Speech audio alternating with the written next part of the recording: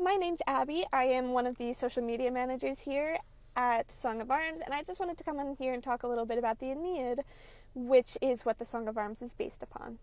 Now, the Aeneid is a poem by the Roman poet Virgil during the time of Julius Augustus. It's a direct continuation of what happened after the Trojan War. Now, the first book starts with the travels of Aeneas. This is long after they've escaped Troy.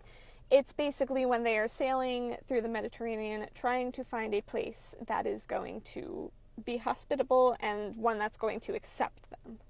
However, Juno is very angry over the whole Trojan War, and she's taking her anger out on Aeneas because she can't really do anything to Venus, since Venus is also a goddess.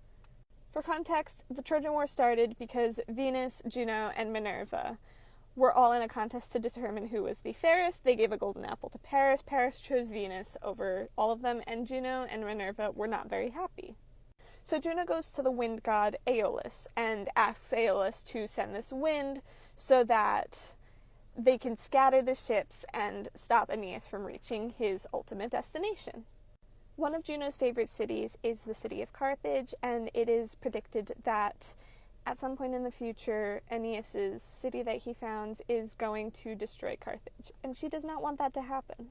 So Aeolus sends all of the winds out and kind of separates the entire fleet, sinks a couple of the ships, and just completely scatters them. Venus decides to go to Neptune, the god of the sea, to settle the seas. Neptune comes in, basically tells the winds that Aeolus overstepped his boundaries, and he calms the seas for them. However, the damage is already done, and Aeneas is left with only 7 ships, and they're trying to figure out where to go, and they end up landing on the island of Carthage. Once they're on the island, Venus comes in, and she talks to her son in the disguise of a huntress about the queen of Carthage, Dido. Now, Dido comes from a city called Tyre. Her husband, Sichaeus, was unfortunately slaughtered by her own brother, Pygmalion. She was told by the spirit of Sichaeus to flee with as many people that don't want to be a part of the tyranny that is Pygmalion's rule, and leave Tyre for Carthage. She does so, and she vows to never marry again after the death of her husband.